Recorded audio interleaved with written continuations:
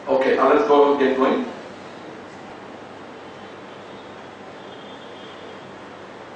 Okay, so it looks like I closed the other one. I'll just take 5 minutes and close this. Yeah, in the meantime, you can tell me if you have got any questions. What is that I want to convey through the session? If you look at one overriding message which I have been conveying again and again, that data analytics is here to stay. And as domain expertise who got understanding in the business domain, we can definitely do data analytics. Okay. So what is the missing gap? The missing skill set is about our understanding of how can I access and analyze the data. That is the gap you have to bridge.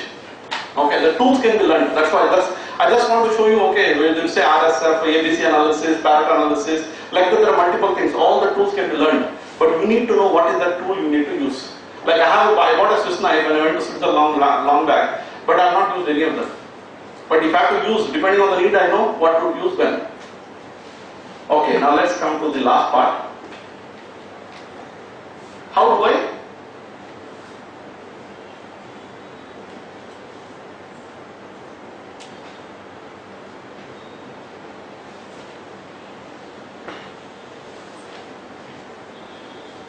Yes. So if you see here, using data analytics, I can check for completeness, I can check for accuracy. For example, using even Excel itself, I want to find whether purchase is the tax rate, whether total has been correctly computed, I can recompute and get do this. Now in the case of Excel, it may have limitation because the number of transactions. Okay, whereas same thing if I got, let's say, in data, high-end data analytics software, let's say I got ACL or IDEA or Tableau like that. So it can handle even millions of transactions, and you can do recomputation and find out whether any exceptions are there. So you can look at validity of the transactions, and you can look at authorization, segregation duties, who is supposed to do what based on the limit. So we have to go back to the fundamental question: what is an auditor? What do we do as an auditor? So we look at whether an auditor is a professional who determines the organization business follow the rules, operate with integrity, accurately present financial information. So when you look at all this, so operate the rules, which means you look at internal controls, accurately present financial information, you look at data processing. Now the final questions: is data analytics an art or a science? So those of you answer correctly, I think would be eligible for lunch. Tell me what is the answer. Science both? Is it art or a science? Why? Is it a science? No, it's not. Artistic science. Data analytics is artistic science. Yeah, Sachin has got it right. Okay. Data analytics, what the computer does is science. Okay, because it just process what you want. But what is an art? What type of analysis you draw, how you draw the inference, what you want, that's where the art comes in. Okay.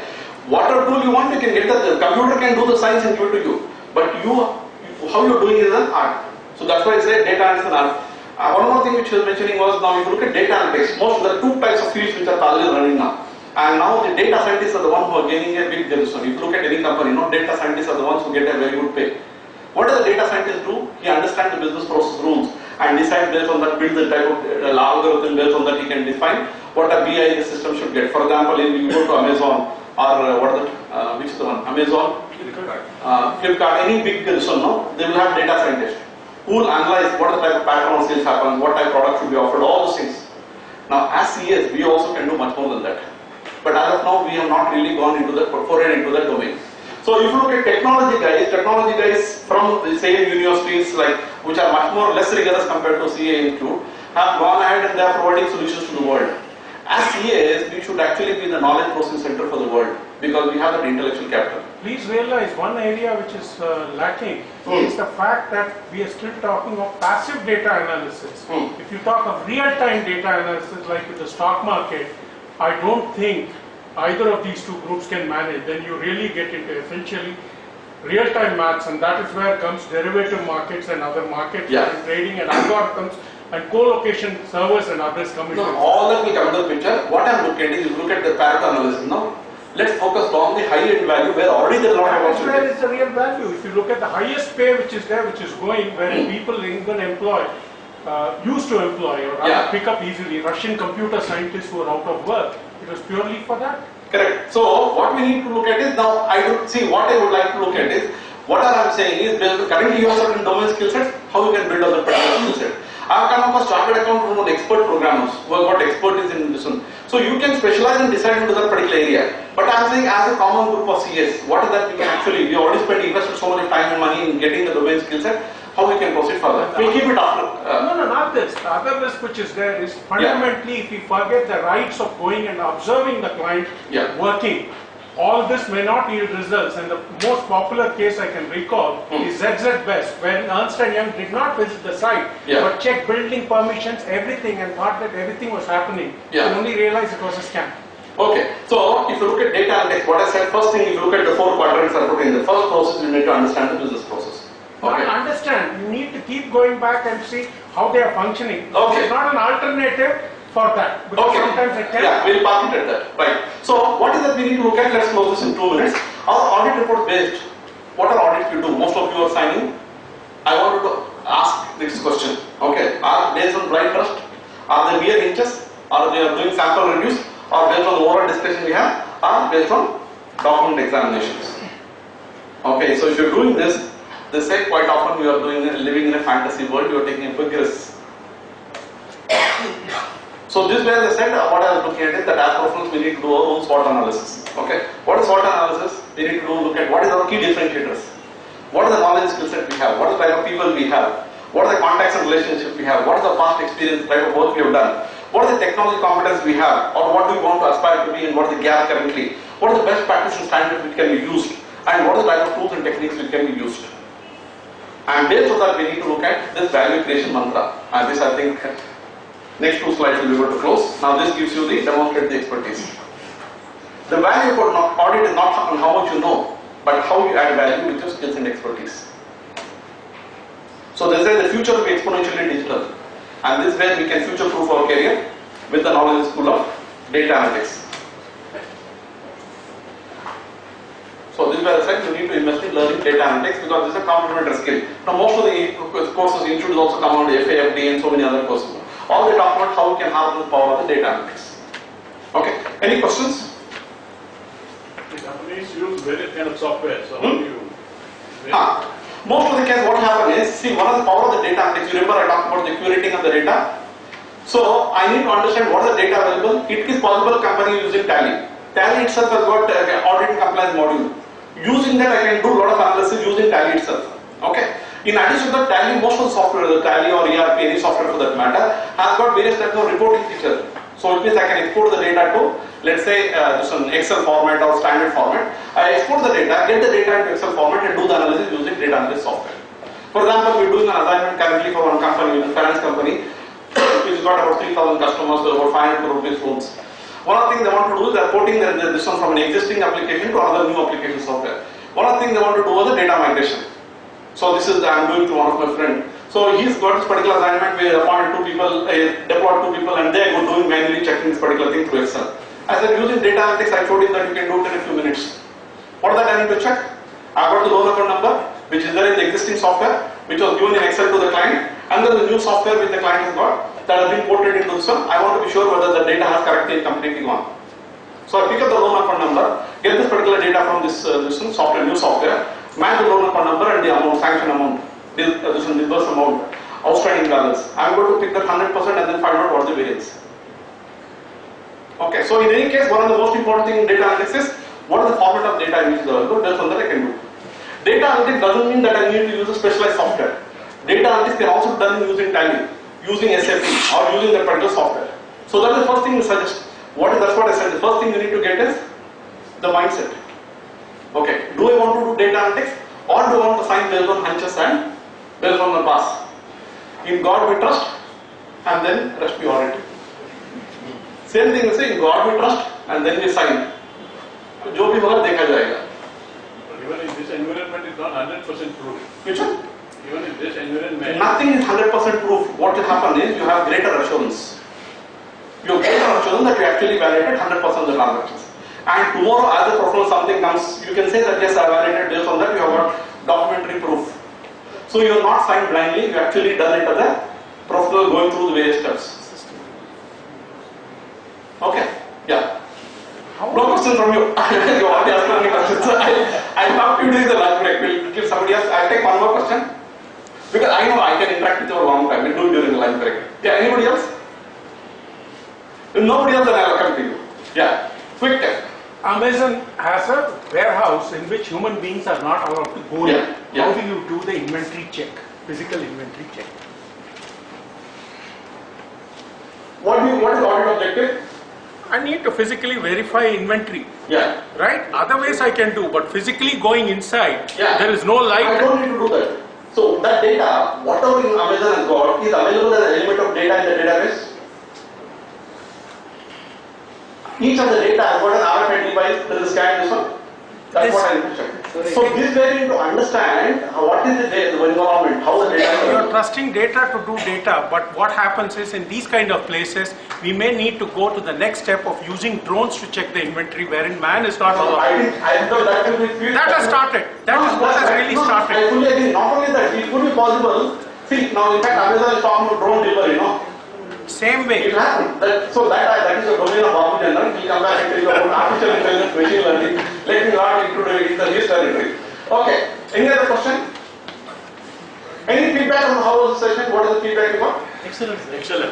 So I just want to give you some ideas, insights in terms of this what is possible through data analytics. Okay. If I were to summarize in one sentence, no.